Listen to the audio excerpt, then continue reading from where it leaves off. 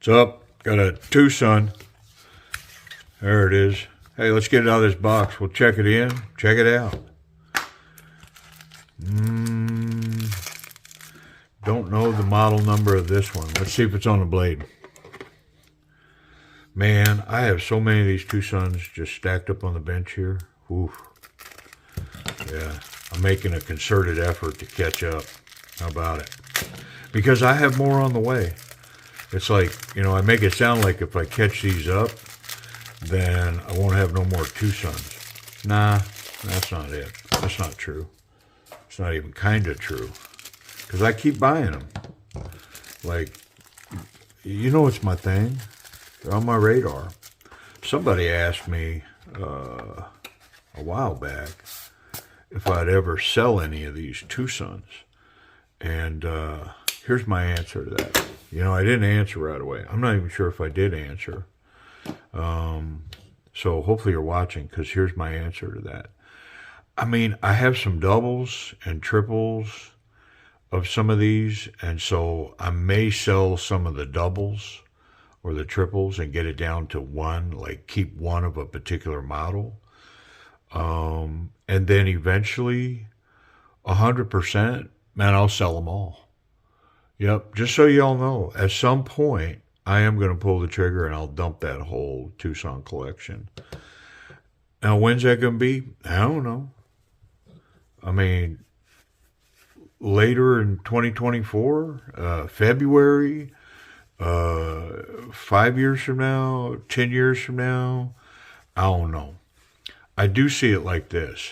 You know, I bought a Mustang once, brand new one. Went with my son. He goes, "Hey, Dad, I want to check out this Mustang, and I want you to come with." I think I told this story before on the channel. Maybe I didn't. But he wanted me to come with because he knew if I went with, we could test drive it. And he didn't think they'd let him test drive it. So I was like, all right. So I went with, and I drove a 5.0 Mustang. And it reminded me of when I was 17.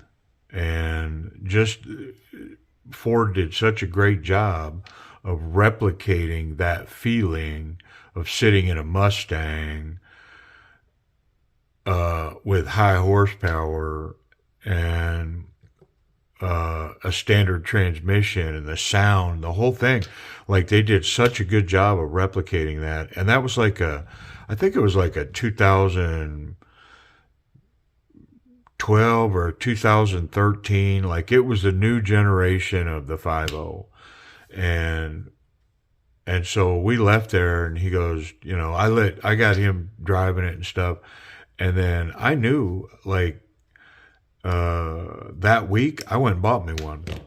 And so I kept it in my garage. I drove it very little. And one day I was like, why do I have this, man? Like, somehow I think I'm going to hold on to it until it's worth a lot of money? I don't think so. So I'm pretty sure I sold it that week. I got rid of it just because, you know, the passion for having it had left me. And once that happened, I'm not holding out until things are worth $1 million. And so will go my TWOSUN collection. At some point, my desire to collect them will leave me, and my common sense will kick in, and I'll off the whole collection. Hopefully to one person. That would be nice. So look at this thing. I don't have a model number yet, but let's get in here. Let's look at this. Oh, I mean, I dig it. There's our model number. Good for me. It's a TS327 in D2 steel.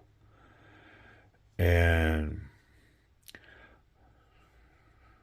I could tell you, looking at it, I thought it was a super budget knife, and I wasn't sure if I was interested, but there was something about that. There was something about this that made me go, yeah, I'm going to get one of those. I want to check it out. Like, you know, some of these TWOSUNs, I look at them and I go, yeah, I'm not feeling that. But I pick it up because I want to put it in the collection, right? Like, you know, I'm going to put it in a slot in the case because I collect TWOSUN knives. But some of them I look at and I go, there's something there. I'm feeling it. And there's something about this right here. Yep. There was something about that blade shape, that handle, how that all come together that made me go, yeah, I want to check that out. And I can tell you, holding that in my hand, that doesn't disappoint. The action on this thing,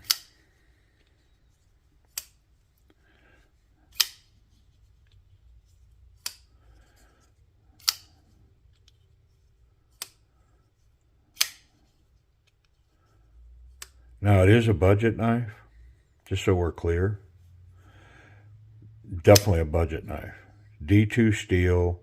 It's got these micarta liners or these micarta scales, but it does have thin little metal liners in there.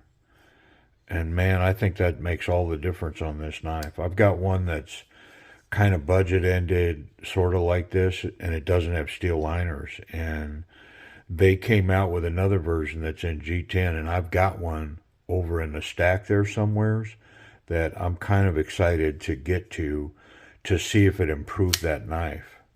Because the one with the micarta and no steel liners, it's just flimsy. Yeah, so I like this thing. Nice little choke up spot there. Get up on it. Yeah. I think I'm seeing the blades making contact. I'm gonna look in there, but is that what I'm seeing? Or is it just a smudge? I think it's just a smudge. But let me look. Yeah.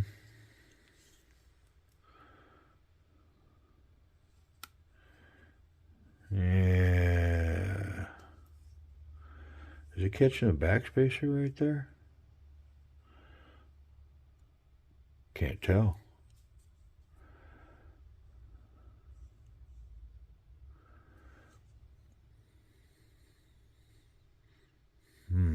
I think it's just a smudge though, because I rubbed on it and it went away. Like now I'm trying to make it be there. Yeah, I mean, I wiped it, it's gone. Okay. Hey, let's get in this thing.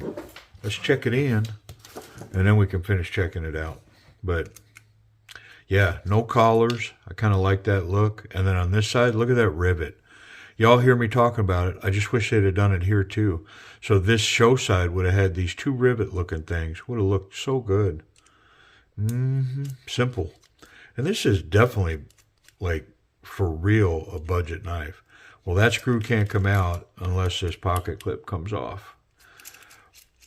So it's not a problem. It's just worth noting. There it is. Okay.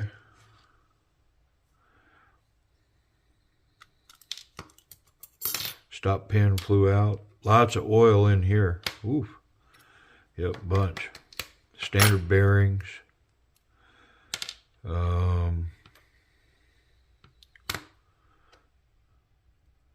Captured pivot. Yeah, I mean, standard stuff in here. Nice piece of blade stock. I like it.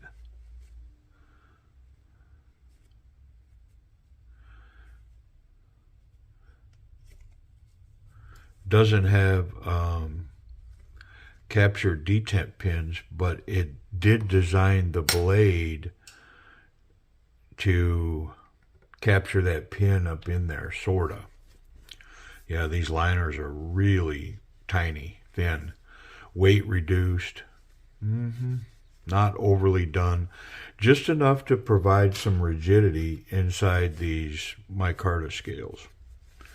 And I think that's exactly what they do. Just a little bit of rigidity in there. Now, yeah, lots of oil in there.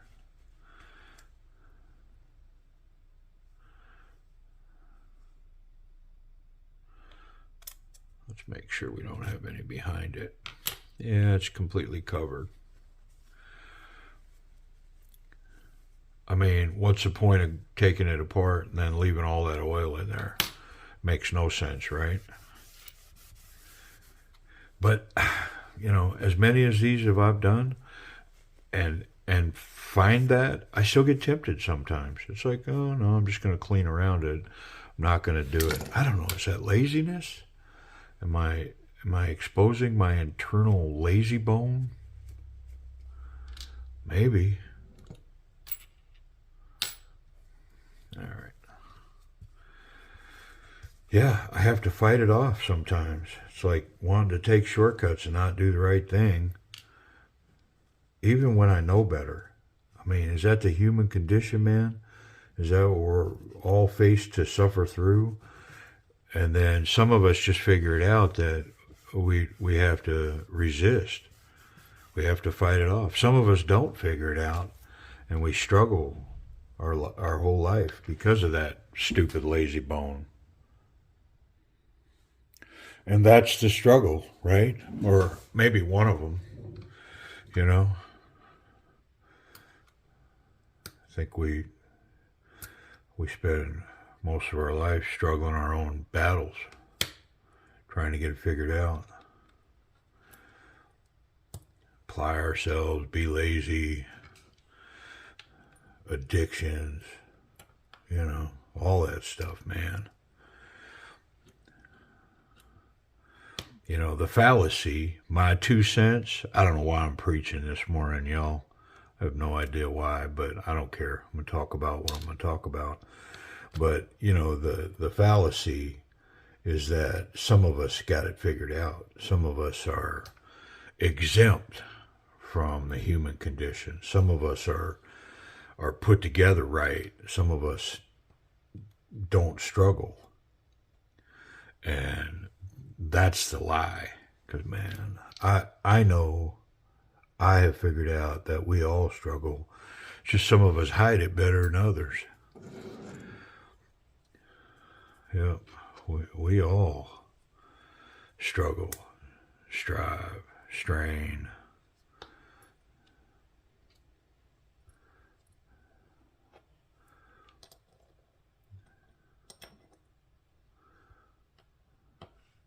We all have our own level of despair in this world.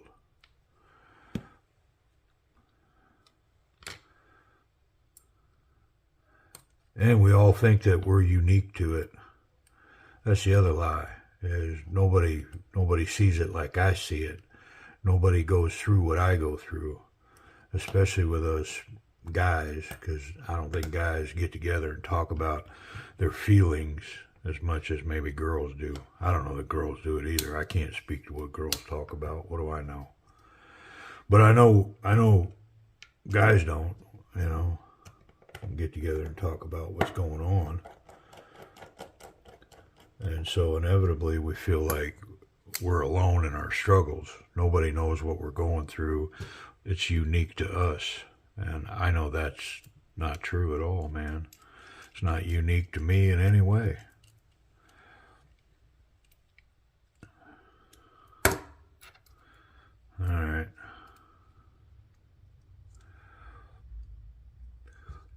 And, you know, let me wrap up that sermon.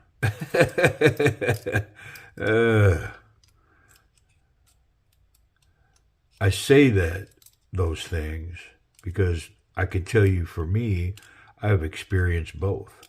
I have experienced great success beyond my wildest dreams, way more than I deserve, in the largest manner, and I have experienced despair at the bottom of a 10,000 foot pit, so deep that I can't see the light at the top. I have no clue how I'm going to get out or if I can get out, and I'm exhausted. I have been both. And so from that place, I've gathered an understanding that we all struggle.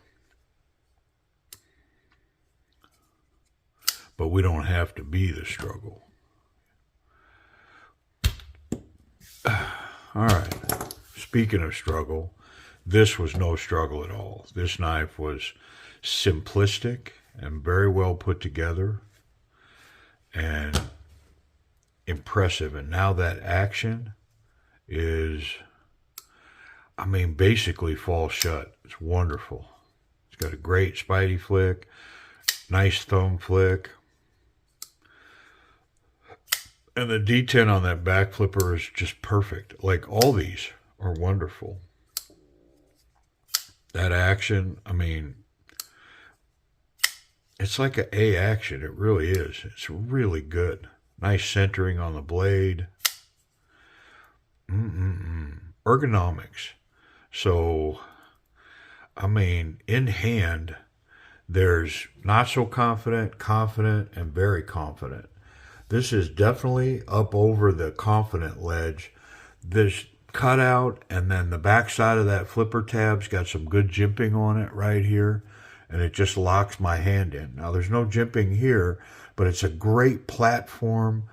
I'm able to get a nice 4-finger thick grip, and even though this narrows down, I can't explain it. It does it in a way that's affording me a really strong grip. So this is definitely confident towards very confident. Wonderful grip here. Yep. Love it. Excellent ergonomics. Let's check the pocket clip.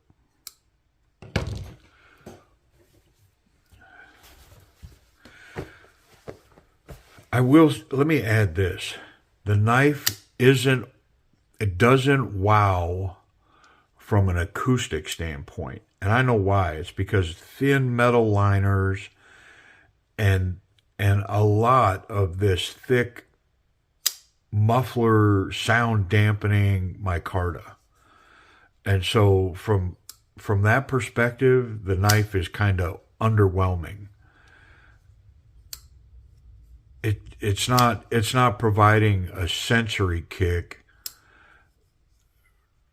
like this knife would if that was titanium. You follow me? I know that y'all follow what I'm telling you. There's not a huge sensory kick when that snaps out because it's muffled, it's muted, but it's incredibly smooth.